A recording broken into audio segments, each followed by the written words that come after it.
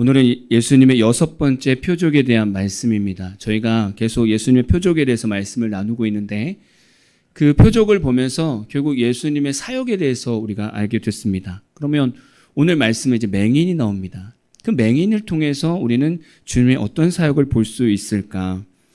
먼저 요한복음 9장 1절에서 2절 한번 볼까요? 예수께서 길을 가실 때에 날 때부터 맹인된 사람을 보신지라 제자들이 물어 이르되 라삐여 이 사람이 맹인으로 난 것이 누구의 죄로 인함이니까 자기니까 그의 부모니까. 오늘 말씀에서 되게 아주 재밌는 얘기를 합니다. 죄에 대해서 얘기를 해요. 오늘 말씀 전체를 이해하려면 오늘 이 2절 말씀을 같이 좀 이해를 해야 됩니다. 제자들이 맹인을 보면서 예수님께 이렇게 질문하는 거예요. 예수님, 누구 죄 때문에 맹인이 됐습니까? 그 사람의 죄입니까? 아니면 부모의 죄입니까? 누구의 죄 때문에 이 사람은 맹인이 됐습니까? 라고 질문하는 거예요.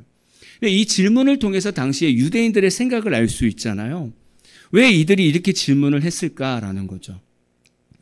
출애굽기 34장 7절 보니까 인자를 1000대까지 베풀며 악과 과실과 죄를 용서하리라. 그러나 벌을 면제하지는 아니하고 아버지의 악행을 자손 3, 4대까지 보응하리라. 유대인들이 하나님의 말씀을 붙들고 살아가는데 이러한 기준들이 있는 거예요. 하나님의 말씀대로 잘 살아가면 건강하다는 거예요. 문제가 없다는 거예요. 근데 장애가 생겼네? 질병이 생겼네? 그러면 분명 하나님께 뭔가 죄를 지은 거야. 그래서 벌을 받은 거야. 3, 4대 벌을 받은 거야. 이런 시각으로 지금 제자들이 바라보고 있는데 다 유대인들이 이런 시선으로 바라보고 있는 거예요. 아, 맹인이 죄를 졌나 보다. 아니면 부모님? 아니면 그 선조가 죄를 지었으니까 맹인이 됐겠지. 이런 생각으로 예수님께 묻게 된 거예요. 근데 이런 생각들이 모든 유대인들에게 다 있단 말이죠. 그래서 쉽게 정죄한다는 거예요. 다른 사람의 죄에 대해서. 그래서 오늘 저는 이 말씀을 쭉 풀어가면서 먼저 죄에 대해서 다시 한번 정리했으면 좋겠어요. 여러분, 죄가 뭘까요? 누군가가 예수 믿지 않는 사람이 여러분한테 야, 근데 죄가 뭐니? 원죄는 뭐니? 이렇게 물어봤을 때 여러분 시원하게 친구들에게 또 아는 사람에게 풀어줄 수 있겠냐 이거죠. 그래서 죄에 대해서 다시 한번 좀 정리하고 넘어가려고 합니다. 죄라는 것은 헬라어로 하마르티아라는 단어예요. 표적을 놓치다. 목표에서 벗어나다라는 뜻입니다. 그래서 하나님의 기준에서 벗어나는 것이 죄입니다. 이 죄의 시작이 어디서부터 시작됐습니까? 아담과 하와, 이 선악과 사건으로부터 시작이 됐습니다. 그러니까 이 사건을 알아야 원죄를 알게 돼요. 그래야 내가 주님 앞에 어떤 사람인가도 알게 되거든요. 여러분, 선악과가 뭡니까? 선악과. 하나님께서 천지를 창조하시고 나서 아담과 하와를 창조하고 나서 선악과를 세워놨어요. 그리고 먹지 마라. 이거 먹으면 죽을 거야. 그리고 나머지 다 먹어도 돼. 하나님께서 이렇게 아담에게 말씀해 주셨단 말이죠. 그러면 선악과는 어떤 의미일까? 첫 번째는 선악과는 하나님의 말씀입니다. 말씀. 하나님 말씀해 두신 거예요. 그러니까 아담이 에덴 동산을 다니면서 선악과를 보게 되면 뭐가 먼저 생각나야 되냐면 하나님의 말씀이 생각나야 돼요. 그 말씀을 지켜나가는 거죠. 하나님께서 야곱의 식구들 통해서 이스라엘 백성을 만들었습니다. 그 이스라엘 백성이 하나님의 백성이 되는 전제 조건이 뭐냐 이거죠. 하나님의 말씀을 준행하는 거예요. 믿고 준행하면 너희는 내 백성이라는 거예요. 내가 너희의 하나님이 되겠다는 거예요. 그러니까 선악과를 따먹는다는 얘기는 하나님의 말씀을 버린다는 거예요. 우리도 살아가면서 수도 없이 하나님의 말씀을 버릴 때가 많아요. 그 얘기는 선악과를 따먹고 있다는 거예요. 아직도. 또 선악과의 의미는 순종입니다. 순종. 아담이 에덴 동산을 다니면서 선악과를 볼 때 맞아. 하나님이 저거 먹으면 죽는다고 했지. 맞아. 그 말씀을 내가 따라야지. 순종해야지. 기독교의 핵심 가치 중에 하나가 순종 아니겠습니까? 아무리 우리가 말씀을 많이 들어도 순종하지 않으면 아무런 역사가 일어날 수 없다. 그래서 순종이 있어야 되잖아요. 예수님도 십자가의 길을 걸어가실 때 그 길이 얼마나 고통스러운지 하나님 앞에 3번 기도했잖아요. 정말 이 잔을 피할 수만 있다면 피하게 해달라고. 근데 아버지 뜻대로 하게 해달라고. 그게 뭐예요? 순종입니다. 그러니까 우리가 말씀을 듣고 순종하지 않는 것은 결국 우리가 선악과를 따먹는 거예요. 그리고 하나님 말씀에 불순종하는 의미와 같습니다. 그러니까 우리가 일주일 동안 수십 개의 설교를 들어도 수십 편의 설교를 들어도 단 한 번의 순종이 없다면 그건 그건 아무 의미가 없다는 거예요. 선악과의 의미는 하나님의 명령이며 약속입니다. 그렇죠? 하나님이 명령하신 거예요. 해도 되고 안 해도 되는 게 아니에요. 명령이며 약속입니다. 그거를 반드시 지켜나가야 되는 거죠. 우리에게 얼마나 명령이 많습니까? 하나님께서 우리에게 주신 약속이 얼마나 많습니까? 이스라엘 백성에게 주셨던 것처럼 우리에게도 말씀을 주셔서 말씀을 지켜나가라는 거예요. 하나님을 사랑하고 내 이웃을 사랑하라는 거예요. 그게 가장 큰 계명이라고 말씀하셨어요. 그리고 약속하셨어요. 다시 예수님 보내주시겠다고. 약속이잖아요. 그거 믿고 신앙생활 하는 거예요. 만약 우리가 선악과를 따먹는 것은 이 하나님의 명령과 약속을 버리는 것과 같습니다. 또 선악과를 보면 선악과는요, 하나님이 인간을 얼마나 사랑하는지 안다는 거예요. 선악과가 한 10,000그루가 되고 사람이 먹을 수 있는 과실이 1그루가 아니에요. 반대잖아요. 아담과 하와가 먹을 수 없는 과실이 하나예요. 선악과. 그리고 나머지는 다 먹어도 된대요. 그걸 통해서 하나님의 사랑을 알 수 있다는 거예요. 우리가 예수 믿으면서 하지 마라, 하지 마라 이런 말들이 얼마나 많습니까? 술, 담배 하지 마라, 마약하지 마라, 음란하게 살지 마라, 동성애하지 마라. 하지 마라가 얼마나 많습니까? 근데 잘 생각해 보면요, 우리가 신앙 안에서 하지 마라 이 주제보다 하나님 안에서 누릴 수 있는 것이 훨씬 더 많습니다. 그러니까 그걸 볼 수 있어야 되죠. 교회 가면 맨날 뭐 하지 말래. 그게 아니라 우리가 이 세상에 나갔을 때 하나님께서 우리에게 베풀어 주신 환경, 자연 얼마나 많습니까? 우리가 누릴 수 있는 게 얼마나 많습니까? 그걸 보면서 하나님의 사랑을 느끼고 감사해야 되는데, 선악과를 따먹는다는 얘기는 그 하나님의 사랑을 버리겠다는 거예요. 인간에게 베풀어 주신 많은 것을 버리고 그 선악과 하나를 선택하겠다는 거예요. 죄를 선택하겠다는 거죠. 지금 아담과 하와는 이 선악과를 따먹게 되면서 하나님이 원하시는 삶에서 벗어나게 됐어요. 하나님과의 관계가 단절이 됐습니다. 그게 원죄입니다. 하나님이 원하시지 않는 생각과 말과 행동이 원죄입니다. 아담과 하와로부터 시작된 거예요. 그리고 원죄로부터 시작해서 이제 우리 안에 죄성이 생기게 됐어요. 그래서 이제 아담과 하와 자손 이후로 원죄를 가지고 태어나고 그러면서 죄성을 갖게 된 거예요. 우리가 예수 믿으면 원죄가 해결된다고 말하잖아요. 그래도 우리는 예수님처럼 완벽하지가 않아요. 그래서 우리 안에 늘 죄성이 있어요. 인간의 자아.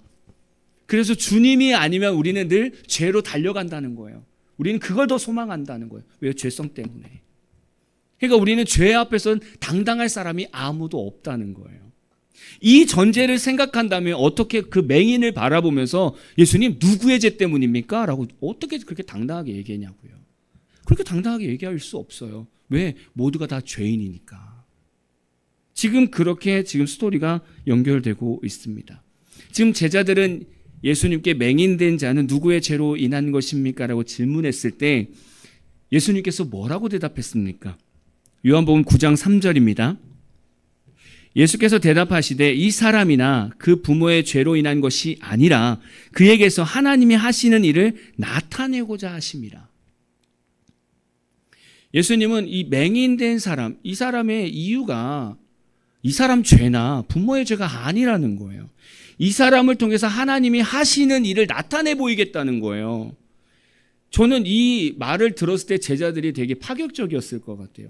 본인들은 율법의 기준에서 이 맹인을 봤을 때 당연히 죄로 인해서 이렇게 됐지, 정죄한단 말이에요. 죄인으로 정죄했단 말이에요. 예수님은 뭐라고 얘기하시냐면 오히려 이 맹인을 통해서 하나님이 하시는 일을 나타내겠다는 거예요.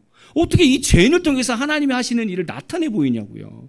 이게 파격적인 해석 아니겠습니까? 당연히 유대인들이 들었을 때도 너무나 기가 막힌 말인 거죠. 야, 어떻게 죄인이 하나님이 하시는 일을 나타내 보이지?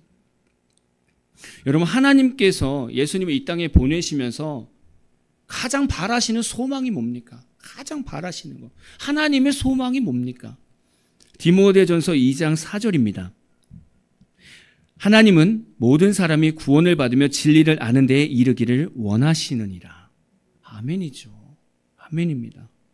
하나님이 이 땅에서 우리 인간들을 바라보시면서 가장 원하시는 것이 좋은 학교, 좋은 회사 취직해라, 부자가 되고 사업 잘 되라, 이걸 원하시는 것이 아닙니다.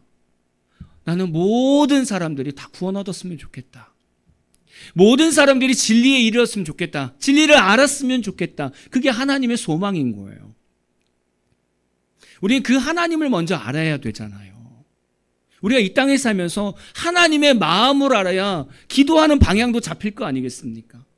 우리가 한 주간에 살아왔습니다. 지난 한 주간. 정말 이렇게 하나님이 원하시는 삶으로 살아왔냐 이거죠. 정말 구원받은 성도로서 살아왔는가? 내가 진리를 알기 위해서 애썼는가? 그거죠. 하나님이 원하시는 거는 구원을 받기를 원하고 진리를 알기를 원한단 말이에요. 이렇게 하나님이 원하시는 일을 오늘 맹인을 통해서 나타내 보이시겠다는 거예요. 그 하나님의 마음을. 오늘 맹인의 삶을 보면 우리 다 알아요. 결론도 다 압니다. 그러면 우리가 우리 육체적인 어떤 질병도 치유받겠구나. 뭐 그렇게 포인트를 잡을 수 있지만 훨씬 더 깊게 바라봐야 되죠. 단순히 우리 겉에 드러나는 어떤 질병이라든가 문제, 해결로 맹인의 어떤 사건을 바라보기에는 너무나 부족합니다. 그 해석으로는. 우리는 예수를 믿으면서 삶의 부요함, 문제 해결에 더 치우치게 돼요. 예수 믿으면서 문제가 해결이 되면 하나님께서 나와 함께 하시는구나. 예수를 믿으면서 문제가 해결이 되지 않으면 하나님이 나를 싫어하시나? 하나님이 살아계시지 않는 것 같은데 이렇게 우리가 판단한단 말이죠. 정말 우리가 예수님을 그런 기준에서 믿어야 되냐고요. 우리가 예수 믿으면 물론 잘 될 수 있습니다. 병도 나을 수 있고요. 사업도 될 수 있고요. 학교도 들어갈 수 있고요. 직장도 취직할 수 있습니다.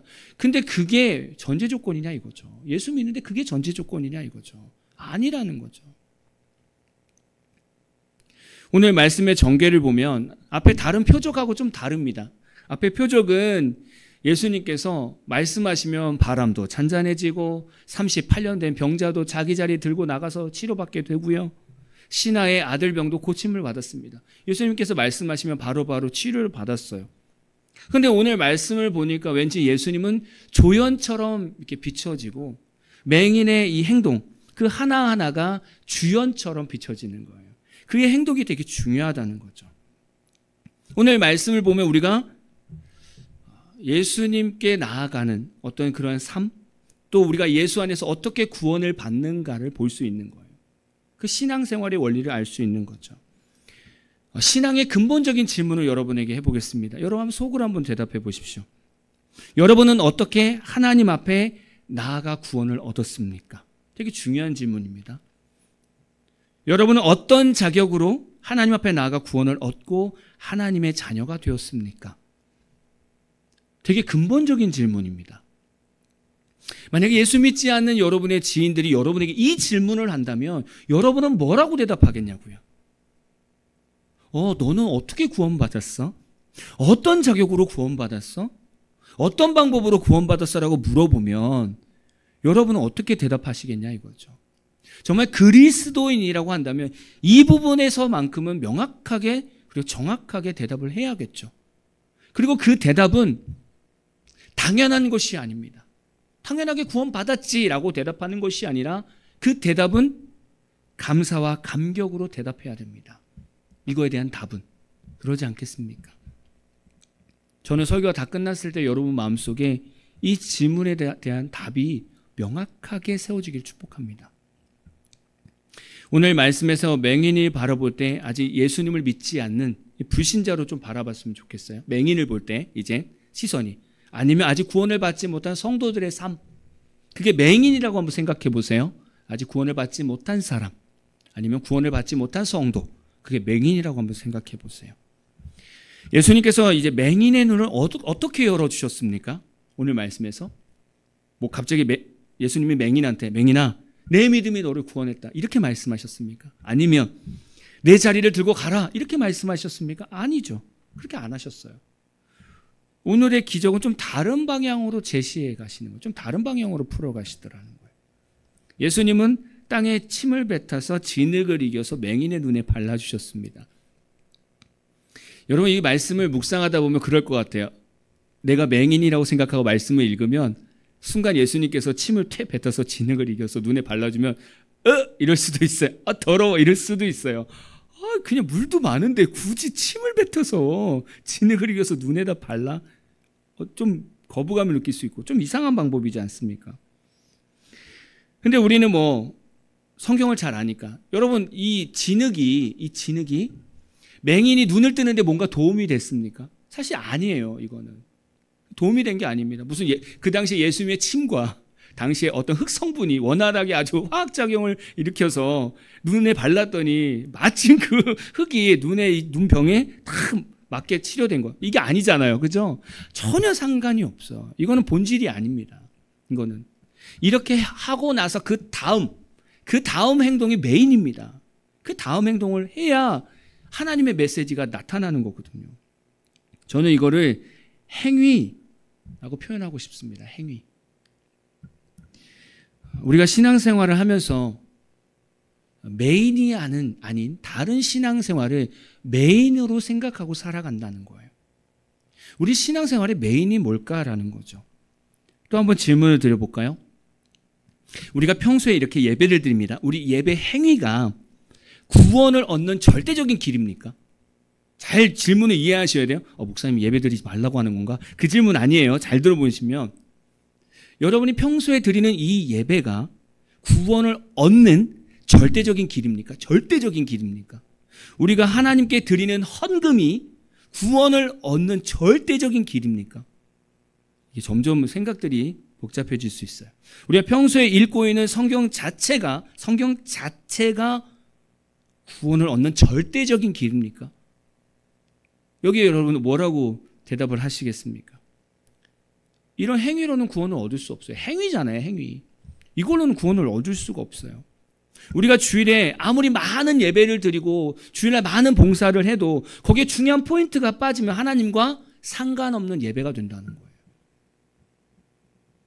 우리가 주일에 아무리 많은 헌금을 드려도 거기에 중요한 포인트를 놓치면 하나님께 드려지는 헌금이 아니라는 거죠. 아무 의미가 없다는 거예요.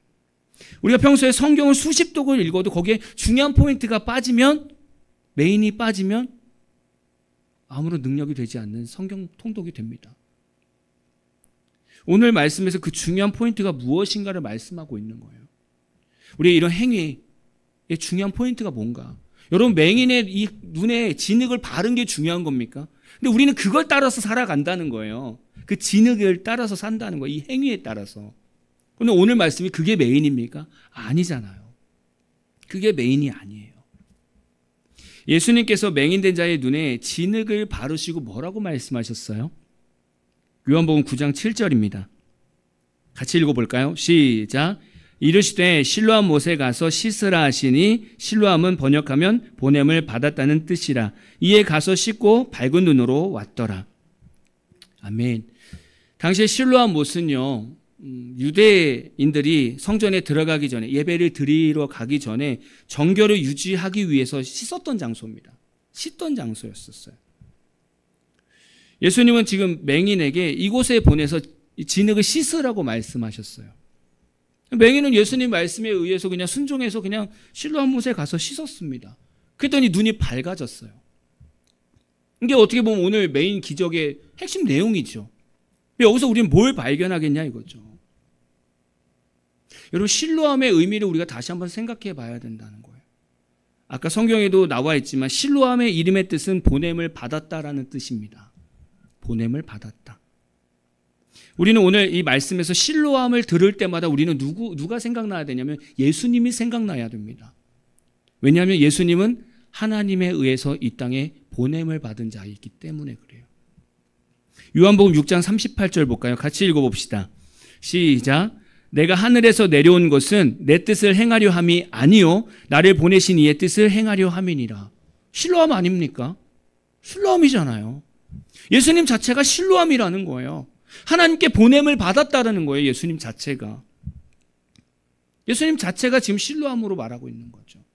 그 실로암에 누가 가고 있는 거예요? 맹인이 가고 있는 겁니다. 근데 맹인은 어떤 주제라고 말씀드렸어요? 앞에 죄인, 구원받지 못한 사람, 아직 못한 성도들이라고 제가 말씀드렸잖아요. 예수님이 실로암이고요. 그렇게 하면 이제 복음의 답이 나오지 않습니까? 하나님께 보냄을 받은 예수님께 나와서 죄 용서함을 받아야 죄인 되었던 우리의 어두운 눈이 밝아지고 구원을 얻는다는 거예요. 이게 오늘 기적의 핵심입니다. 예수님을 생각할 때마다 이 실로암이 생각나야 돼요. 왜? 동일하니까. 보냄을 받은 자니까. 지금 맹인이 실로암 못에서 눈을 씻었습니다. 평상시에 여기서 안 씻었냐고요? 평상시에도 씻었겠죠. 다른 유대인들도 씻었겠죠. 바리새인들도 여기서 씻었겠죠. 근데 아무런 역사가 일어나지 않았어요. 오늘은 그냥 하나님이 하시는 일을 나타내 보이려고 나타난 거죠. 이 기적이 일어난 거죠. 오늘 말씀은 베데스다 연못처럼 천사가 물을 움직였을 때 제일 처음에 들어갔을 때 어떤 병이든 다 낫는다. 이러한 말씀이 아니잖아요. 누구든지 실로암 못에 가면 그 연못에 가면 다 낫는다. 이 말씀이 아니잖아요. 우리가 구원을 얻는 과정은 실로암 연못과 이 맹인 이 두 과정을 보면서 우리가 어떻게 구원을 받고 있는지를 명확하게 보여주시는 말씀이잖아요. 죄인이 구원을 얻는 데의 절대적 기준이 뭐라는 거예요? 예수님이라는 거예요. 진흙, 행위, 신앙행위, 어떤 종교적 행위 아니라는 거예요. 예수님이라는 거예요. 그거를 우리에게 명확하게 알려주고 있는 거죠. 앞에서 제가 몇 가지 질문을 드렸었습니다. 우리의 예배 행위가 구원을 얻는 데 절대적인 길인가? 라고 물어봤습니다. 이런 기준으로 본다면 바리새인들이 저희보다 훨씬 더 거룩하게 예배를 드릴 거예요. 행위적으로 본다면. 우린 그들의 그 행위를 따라갈 수 없을 거예요. 예배 안에 예수 그리스도의 부활의 기쁨이 상실된다면 우리는 아무리 주일날 앞에 나와서 주님 앞에 나와서 예배 드린다고 해도 그것은 하나님이 기뻐하시지 않는 예배가 된다는 거예요. 중요한 포인트가 이거라는 거예요.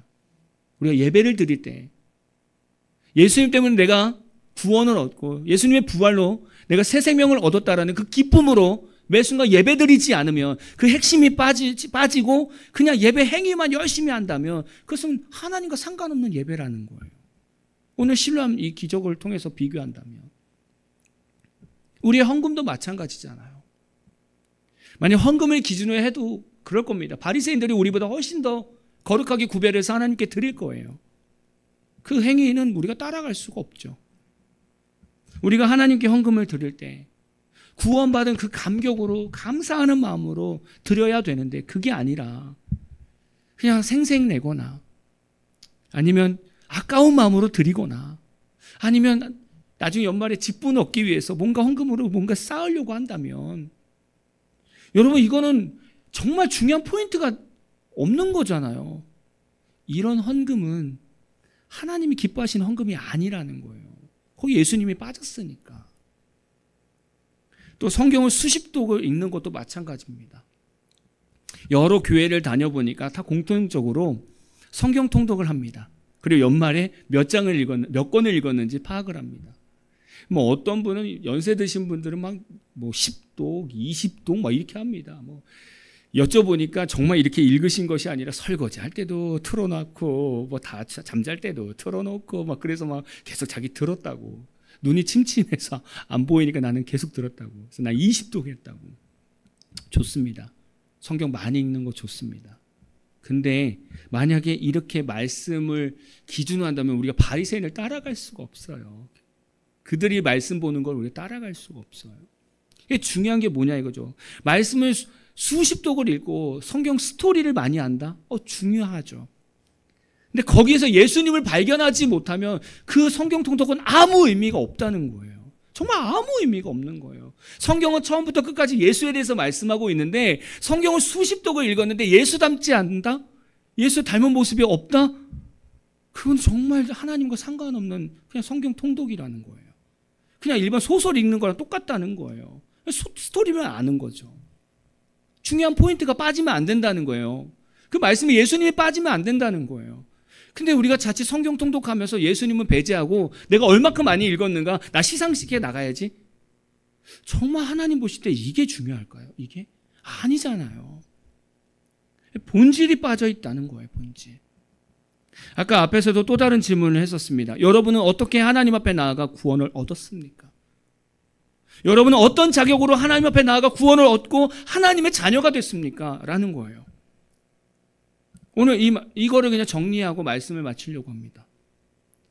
우리가 구원을 얻는 은혜에 대해서 정리해 보자는 거예요. 우리가 어떻게 구원을 얻었는가? 맹인이 예수님을 붙들었습니까? 맹인이 갑자기 예수님 붙들어서 저 좀 치료해 주십시오. 오늘 사건에서 그렇습니까? 아닙니다. 예수님이 맹인을 선택했습니다. 우리가 예수님을 선택했습니까? 우리가 태어나자마자 우리가 예수님을 선택했습니까? 아니라는 거예요. 예수님이 우리를 선택하셨다는 거예요. 중요한 겁니다. 내가 예수님을 선택한 것이 아니라 예수님이 나를 선택하셨어요. 우리가 구원받은 것은 예수님의 선택이 있었던 거예요. 선택이. 우리가 막 태어나가지고 내가 예수님의 제자가 되겠습니다. 내가 구원을 받겠습니다. 그래서 구원받은 게 아니에요. 예수님께서 우리를 선택해 주시고 불러주셨기 때문에 우리가 이 자리에 나와서 예배드릴 수 있는 거죠. 여러분, 진흙의 능력이 있습니까? 진흙? 눈에 바른 진흙의 능력이 있습니까? 아니라는 거예요. 실로암 못에 가서 씻으라는 예수님의 말씀을 순종하는 거예요. 그 예수님 말씀의 순종이 중요한 거죠. 예배의 행위가 중요한 겁니까? 예배 행위의 능력이 있는 겁니까? 아니라는 거죠. 주님과 함께 날마다 인생 살아가면서 주님이 내 삶에서 역사하셔서 우리 승리있게 하시는 게 그게 능력인 거잖아요. 그게 우리가 살아가야 되는 목적이 되어야 되는 거죠. 맹인이 누군가에 의해서 실로암 못에 끌려갔습니까? 질질질 끌려갔습니까? 그렇지 않다는 거예요. 예수님 말씀에 순종해서 스스로 나아가는 거예요. 우리가 구원을 얻는 것은 말씀을 의지하여 우리 스스로가 주님 앞에서 주님 제가 죄인입니다. 하나님 저를 긍휼히 여겨주시고 저의 죄를 용서하여 주옵소서라고 우리가 주님 앞에서 회개하는 거예요.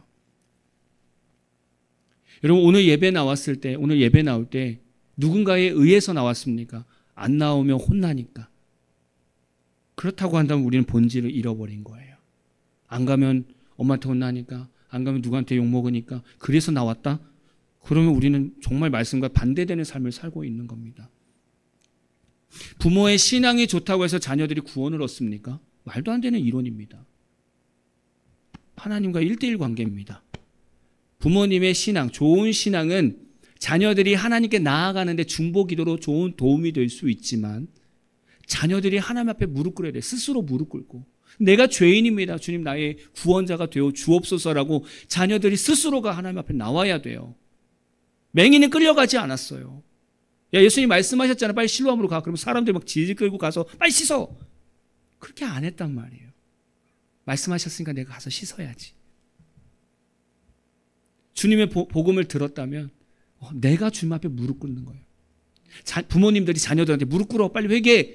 예수님 영접해. 아무 의미 없어요. 그게 중요한 게 아니에요. 여러분 스스로가 능동적으로 나와서 주님 앞에 회개하는 것이 더 중요합니다. 믿음의 가문이 중요합니까? 3, 4대 이런 믿음의 가문이 중요합니까? 그것도 마찬가지예요. 우리 자손들이 주님께 돌아오는 데 도움이 되는 겁니다. 왜? 기도의 잔이 있으니까. 중보 기도가 있으니까. 근데 그것 때문에 자연스럽게 자동으로 구원을 얻는 건 없다. 그건 없잖아요. 그런 구원이 어디 있습니까? 다 주님과 1:1 관계입니다. 1:1 관계. 저희 자녀들은 저희 집 쪽에서는 4대고 3대고 처가집 쪽으로는 5대입니다. 그러면 뭐예요? 본인들이 예수를 믿지 않으면 본인들이 주님 앞에 나와서 죄를 회개하지 않으면 아무 의미 없는 거예요. 저희 아버님도 장로교회 목사님이셨습니다. 그러니까 제가 목회자가 된 겁니까? 아니라는 거죠. 주님이 저를 따로 부르셨고 제가 거기에 반응했기 때문에 목회자가 된 거예요. 우리가 신앙생활을 잘 봐야 됩니다. 과연 나는 어떻게 주님 앞에 나오고 있는가? 요한복음 9장 41절을 보니까 바리새인의 영적 상태가 보입니다. 요한복음 9장 41절. 예수께서 이르시되 너희가 맹인이 되었더라면 죄가 없으려니와 본다고 하니 너희 죄가 그대로 있느니라. 지금 앞에 내용을 쭉 풀어보면 이해가 되죠. 한마디로 너희가 맹인이라고 얘기한다면, 너희가 죄인이라고 얘기한다면, 그래 내가 필요하니까 너희들이 내 앞에 오지 않겠니? 그러니까 너희들이 볼 수 있는데 니들이 본다고 하니까 너희들은 맹인이다. 진짜인 것을 진리인 것을 못 보는 거죠. 진리가 뭔지도 모르고 살아간다는 거예요. 바리새인들의 영적 교만을 보여주고 있는 겁니다. 바리새인들은 본인들이 원하는 메시아를 계속 그리면서 기다렸어요. 그래서 예수님을 인정하지 않았어요. 그리고 자신들의 어떤 신앙 상태, 영적 상태도 돌아보지 않았어요. 늘 자기들은 다 안다고 생각하고 자기들은 늘 거룩하다고 생각했어요. 오늘 우리에게 주시는 메시지가 이겁니다. 실로암 못은 예수님입니다. 맹인은 죄인입니다. 죄인이 예수님께 나아가야 죄 용서함을 받고 구원을 얻는 겁니다. 그 걸음은 내가 스스로 주님 앞에 나와야 됩니다. 우리 신앙생활 한번 돌아봤으면 좋겠어요. 여러분 한 주간 동안 살아가시면서 우리의 신앙생활을 돌아보면서 과연 나는 신앙 행위에 목숨을 걸고 있었는가? 내 지금 신앙생활에서 예수님은 빠져있진 않았는가? 나는 날마다 실로암으로 나아가고 있는가? 그 신앙을 점검하는 저와 여러분 되기를 진심으로 축복합니다.